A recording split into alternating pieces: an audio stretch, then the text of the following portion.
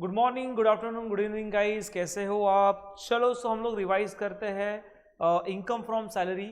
So obviously पहले video में हमने बेसिक कॉन्सेप्ट और रेसिडेंशियल स्टेटस, ये दो वीडियोस, दो लेक्चर्स हमने देखे, दो वीडियोस आपने देखे। और obviously the fast track revision basic concept और रेसिडेंशियल स्टेटस में मैंने प्रैक्टिकल क्वेश्चन सॉल्व किए थे।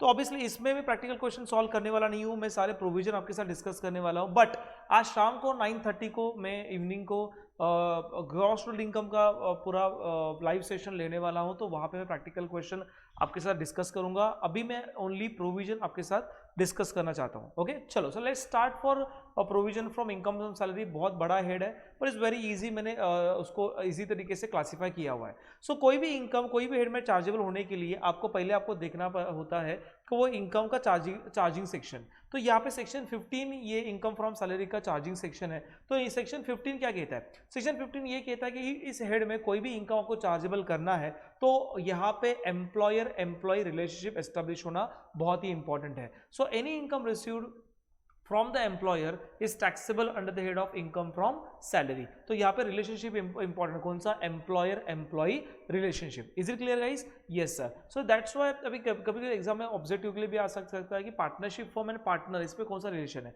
तो पार्टनरशिप एंड पार्टनर, इसमें एम्प्लॉयर एम्प्लॉय रिलेशनशिप नहीं है, प्रिंसिपल और एजेंट रिलेशनशिप है। सो दैट्स व्हाई जो पार्टनर को जो सैलरी मिलती है is not chargeable under the head of income from salary, is chargeable under the head of income from business and profession. या एमपी एमएलए जो होते हैं, जो पार्लियामेंट से उनको एवरी मंथ जो रेम्यूनरेशन मिलता है वो भी इनकम फ्रॉम सैलरी में टैक्सेबल नहीं होता, वो टैक्सेबल होता है income from other sources. Are with me guys? तो यहाँ पे इस साइड में कोई भी इनकम चार्जेबल पकड़ना है तो आपको कौन सा रिलेशनशिप देखना इंपॉर्टेंट है? एम्प्लॉयर एम्प्लॉय रिलेशनशिप देखना बहुत ही इंपॉर्टेंट है। If any amount receive from the employer, फिर एक बार ये रिलेशनशिप एस्टेब्लिश हुआ तो any amount receive from the employee charge under the head of income from salary, whatever name is called, उसको आप सैलरी बोलो, उसको आप वेजेस बोलो, उसको आप अलाउंसेस बोलो, उसको आप गिफ्ट बोलो, कुछ भी बोलो, ये चार्जेबल कौन से हेड में होगा? इनकम फ्रॉम सैलरी में होगा। फिर आपको याद रखना है any income receive from the past employer, present employer और prospective employer chargeable under the head of income from salary. तो पास्ट एम्प्लॉयर के पास से जो पेंशन मिल रहा है वो भी सैलरी है, जो प्रेजेंट एम्प्लॉयर के पास से सैलरी मिल रहा है वो भी सैलरी है, और प्रीवियस प्रोस्पेक्टिव एम्प्लॉयर के पास से जो भी आपको एडवांस सैलरी मिलेगा वो भी आपके लिए सैलरी है। फिर आपको यहाँ पे लर्न करना है word advance salary, advance again salary. So advance salary क्या होता है सर? एडवांस सैलरी मतलब आपने एडवांस ले लिया। सो जो एडवांस आपने ले लिया, सो एडवांस सैलरी है वो सैलरी है, पर advance again salary is not a salary. Advance again salary को लोन कहते हैं। क्या कहते हैं बेटा? लोन कहते हैं। तो एडवांस अगेन सैलरी जब अगेंस्ट वर्ड आ जाएगा तो समझ लेना ये लोन है, which is not taxable under the head of income from salary. उसके बाद देखना है कि आपको दो चीजें देखनी है, फॉरगिविंग ऑफ सैलरी और surrender of salary. So forgiving of salary और सरेंडर सैलरी में फर्क क्या है? फॉरगिव ऑफ सैलरी में खुद असेसी, खुद एम्प्लॉय होता है, वो एम्प्लॉय को सैलरी सरेंडर करता है। इफ एम्प्लॉय को सैलरी सरेंडर कर देगा तो वो सैलरी इनकम हो जाएगा एम्प्लॉय के लिए, भले वो सरेंडर कर रहा है, पर वही सैलरी वो सेंट्रल गवर्नमेंट को सरेंडर करेगा तो वो सरेंडर ऑफ सैलरी एम्प्लॉय के लिए इनकम माना नहीं जाएगा। तो एम्प्लॉय को सैलरी सरेंडर कर रहा है उसको बोलते हैं फॉरगिविंग, और एम्प्लॉय गवर्नमेंट को सरेंडर करता है उसको बोलते हैं सरेंडर ऑफ सैलरी। उसके बाद सैलरी में क्लासीफाई करने के लिए मैं पहले बोल रहा हूँ कि basic salary is always taxable. उसके बाद आता है सर अलाउंसेस, उसके बाद आता है पर्क विजिट, राइट। सो पहले हम लोग अलाउंसेस देखेंगे, फिर पर्क विजिट देखेंगे, उसके बाद रिटायरमेंट बेनिफिट देखेंगे। अलाउंसेस ये क्या होता है? पर्क विजिट क्या होता है? Allowances is a received in always in cash, cash form में जो मिलता है वो अलाउंसेस होता है। जो फैसिलिटी के फॉर्म में जो एम्प्लॉयर से एम्प्लॉय को मिलता है वो होता है perquisite. Okay, perquisite में बाद में डिस्कस करने वाला हूं, पहले हम लोग डिस्कस करेंगे अलाउंसेस। अलाउंसेस में तीन कैटेगरी में मैंने डिवाइड किया अलाउंसेस। पहली कैटेगरी है, आप देखो यहाँ पे पहली कैटेगरी फुल्ली टैक्सेबल अलाउंसेस। ये अलाउंस आपको मिले तो फुल्ली टैक्सेबल है, इसके ऊपर कोई भी एग्जम्पशन नहीं मिलता। So what do mean by exemption? Exemption मतलब उतना इनकम कम हो जाता है, नॉन टैक्सेबल होता है। कुछ इनकम एग्जिम्प्ट होते हैं, पूरे एग्जिम्प्ट होते हैं, कुछ इनकम पार्टली एग्जिम्प्ट होते हैं, तो उसको हम लोग एग्जम्पशन कहते हैं। सो फुल्ली टैक्सेबल अलाउंसेस, उसके बाद partly taxable partly exempt allowances, जो income partly exempt partly taxable, और दूसरा फुल्ली एग्जिम्प्ट अलाउंस। तीन कैटेगरी में मैंने डिवाइड किया। तो फुल्ली टैक्सेबल अलाउंस से मैं आपको नहीं पढ़ाऊंगा, मैं आपको पढ़ाने वाला हूं ऐसे अलाउंस जो पार्टली टैक्सेबल है और पार्टली एग्जिम्प्ट है। जो पार्टली टैक्सेबल अलाउंसेस है ओके, वो partly exempt part taxable allowances दो कैटेगरी में डिवाइड होता है।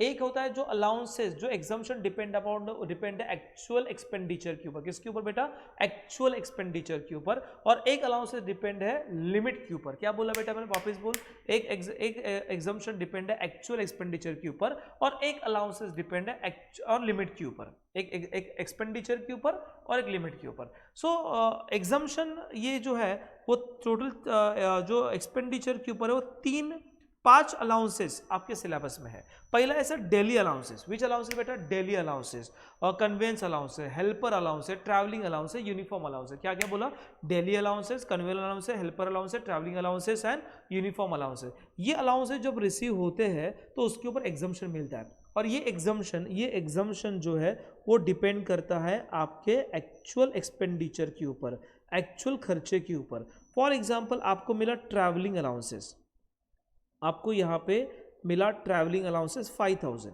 पर आपने उसमें से स्पेंड किया लगभग 3000 रुपीज़। सो 5000 माइनस 3000, 2000 ये आपका टैक्सेबल अलाउंसेस बन जाएगा।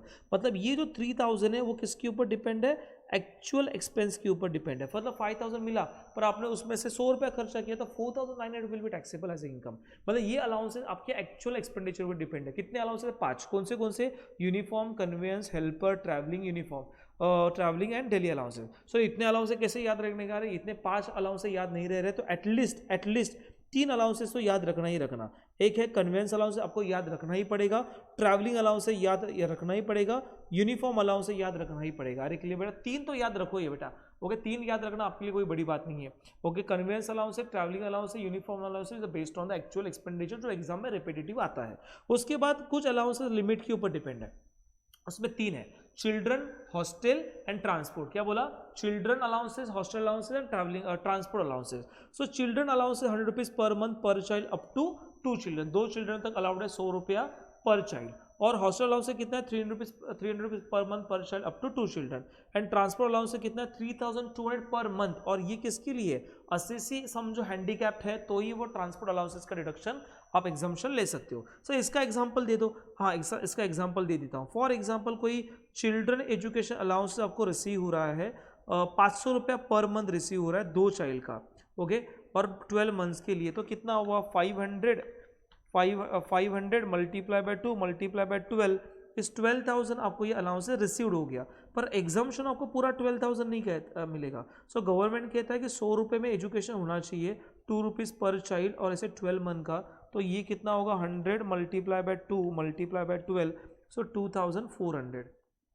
Clear, so 100 multiply by 2 multiply by 2400 minus 12,000, तो टैक्सेबल कितना आएगा 9600 विल बी टैक्सेबल अलाउंस। अरे क्लियर, मतलब ये अलाउंसेस आपके लिमिट के ऊपर डिपेंड है। तो सर एग्जाम्पशन अलाउंसेस के लिए कितना, इधर का 3 उधर का 3, 6 याद रखने का, okay. Partly taxable partly exemption में, हेलो यहाँ पे देख, पार्टली टैक्सेबल पार्टली एग्जाम्पशन में कुछ एक्सपेंडिचर के ऊपर डिपेंड है, कुछ लिमिट के ऊपर डिपेंड है। जो एक्सपेंडिचर के ऊपर डिपेंड है वो कितने, 3, टोटल 5 है, 3 तो याद रख, uniform allowances, travelling allowances, conveyance allowances, actual spend के ऊपर डिपेंड है। और लिमिट किसके ऊपर है sir, children education allowances, hostel allowances and transport. Children 100 rupees per month per child, hostel 300 rupees per month per child, और transportation 3200 only for handicapped employ. याद रखना कौन सा, ओनली फॉर हैंडीकैप्ड एम्प्लॉय। यार क्लियर बेटा। और दूसरा होता है फुल्ली एग्जिम, मतलब ये अलाउंस मिला टोटल एग्जिम्ड है। एक है हाईकोर्ट जज का अलाउंस है, UNO United Nation Organization, IMF, World Bank, okay, WHO। तीसरा है ऐसा बंदा जो आउटसाइड इंडिया काम कर रहा है, इंडियन सिटीजन है, आउटसाइड इंडिया काम कर रहा है गवर्नमेंट के बिहाफ ऑफ, उसको जो अलाउंसेस मिलेगा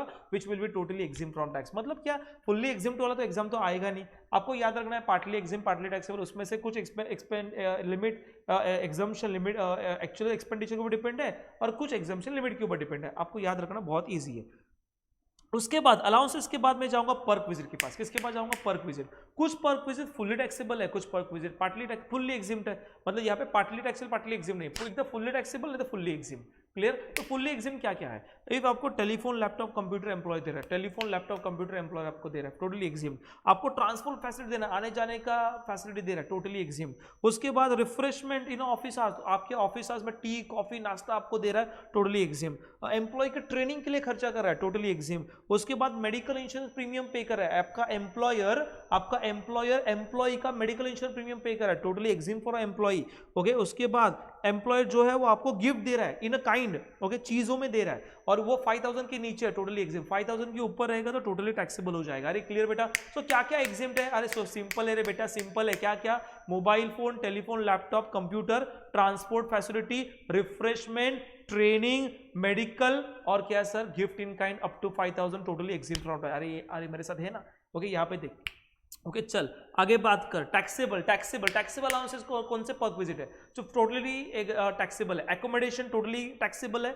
वो एकोमोडेशन किसको कैसे भी रहने तो कैलकुलेशन हमारे सिलेबस में तो आने वाला नहीं है, एकोमोडेशन आ गया तो समझ लेना टोटली टैक्सेबल है। उसके बाद क्या? LIC premium paid by employer totally taxable है सर, याद रखना। मेडिकल प्रीमियम ये एग्जिम्ट है, LIC premium paid by employer totally taxable है।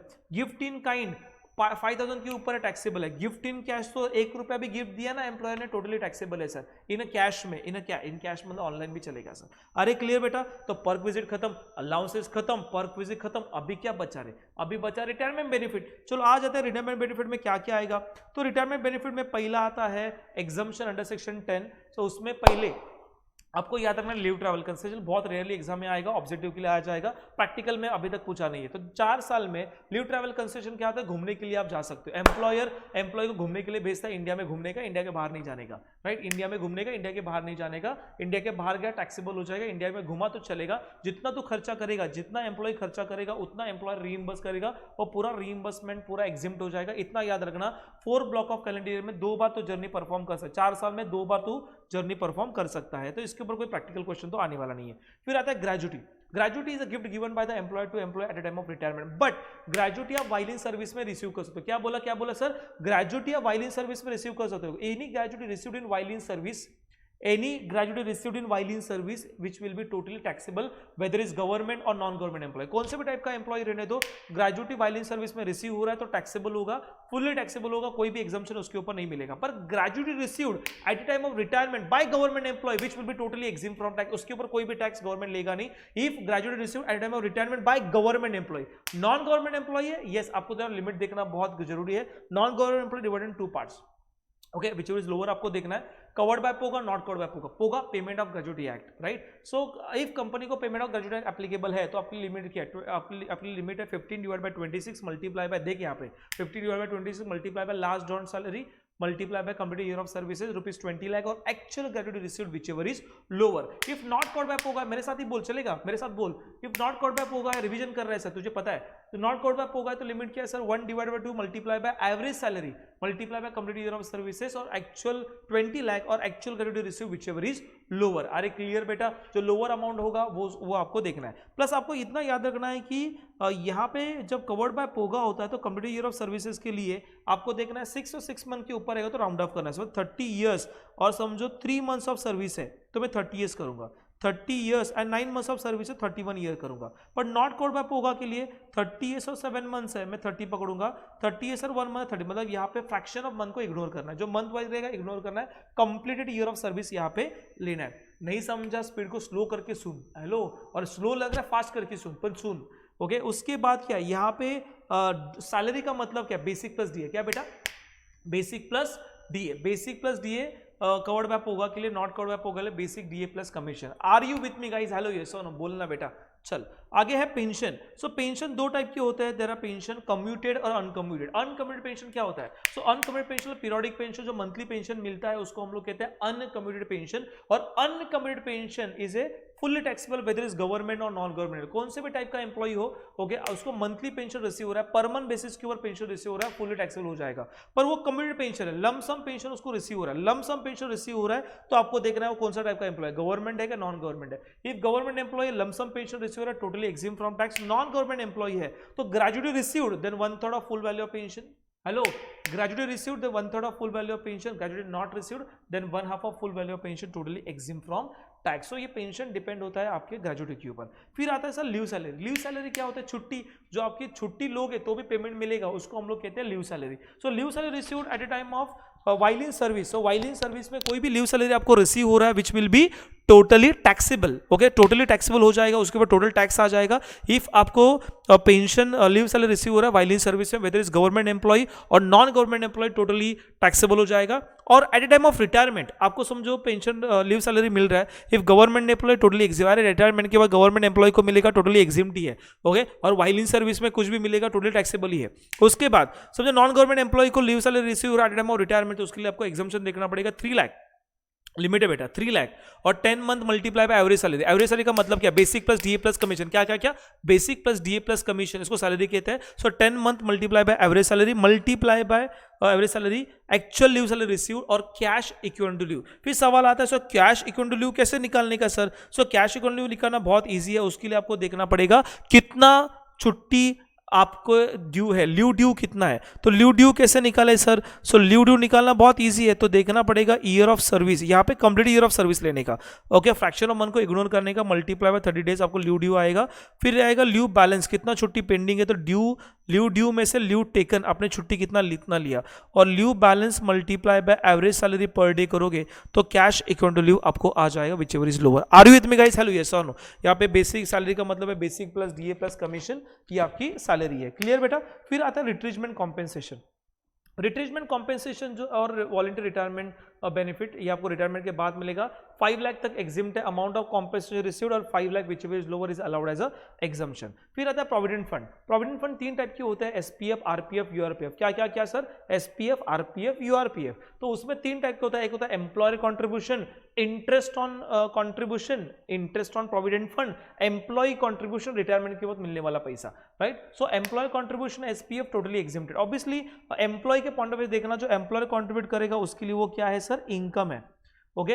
इंटरेस्ट जो पीएफ के ऊपर मिलने वाला है वो भी एम्प्लॉय के लिए इनकम है, और जो एम्प्लॉय कंट्रीब्यूट करेगा वो एम्प्लॉय खुद कंट्रीब्यूट कर रहा है, तो वो इसके लिए इनकम नहीं, उसके लिए वो क्या है? पेमेंट है। और at the time of retirement जो पैसा मिलेगा उसके लिए क्या है? इनकम है। तो एसपीएफ, एम्प्लॉय कंट्रीब्यूशन एग्जिम्ट है, SPF, interest on SPF is exempt है, और एम्प्लॉय जो कंट्रीब्यूट करेगा एटीसी में मिलेगा, पता है ना, एटीसी में एसपीएफ का और एसपीएफ और आरपीएफ का मिलता है और पीपीएफ का मिलता है। उसके बाद eight the time of retirement जो पैसा मिलेगा वो भी टोटली एग्जिम्ट फ्रॉम टैक्स है। उसके बाद आपको देखना RPF. So RPF, employee contribution RPF कितना limited? 12% of salary will be totally exempt from tax. Interest कितना है सर? 9.5%। कितना कितना कितना बेटा? 9.5% of salary will be 9.5% interest क्या एग्जिम्ट है। और at the time of retirement employee contribute करेगा, 80 में रिडक्शन मिलेगा, रिटायरमेंट के बाद क्या है? एग्जिम्ट है। उसके बाद अनरिकॉग्नाइज्ड प्रोविडेंट फंड।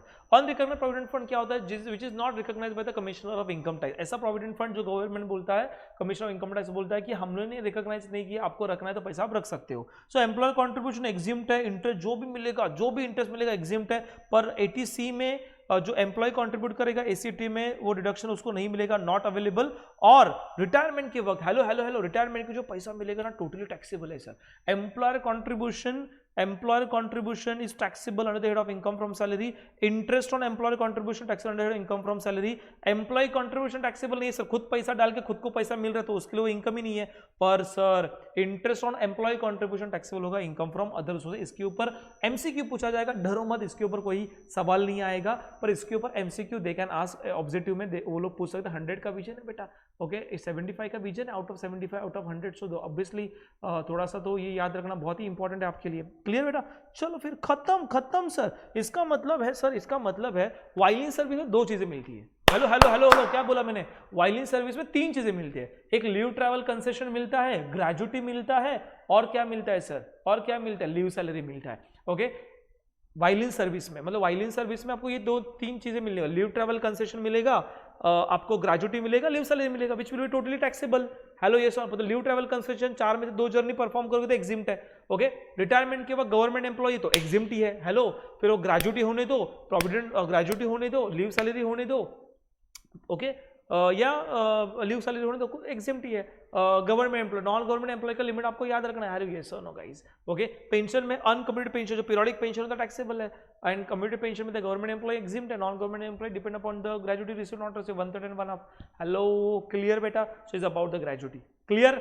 चल मैं आगे बढ़ता हूं. सर मैंने क्या क्या देखा, मैंने देखा कि सैलरी का मतलब क्या, उसके बाद देखा बेसिक सैलरी क्या होता है, फिर अलाउंसेस देखा, फिर पर्क विजिट देखा. अलाउंसेस में 6 चीजें याद रखनी है. ओनली कितनी चीजें याद रखनी है? 6 चीजें याद रखनी है. एक तो जो एक्सपेंडिचर के ऊपर डिपेंड है और लिमिट. एक्सपेंडिचर के ऊपर बोलना यार डर लगता है मुझे, बोलना क्या क्या. यूनिफॉर्म अलाउंसेस, उसके बाद ट्रैवलिंग एंड कन्वीनियंस जो डिपेंड है एक्सपेंडिचर के ऊपर. और दूसरा क्या है बेटा, जो लिमिट के ऊपर है, चिल्ड्रन हॉस्टल ट्रांसपोर्ट. बराबर ना, चिल्ड्रन हॉस्टल ट्रांसपोर्ट कितना लिमिट बोल, 100 children education allowances, hostel allowance 300 रुपया, transport 3200 only for handicapped employ.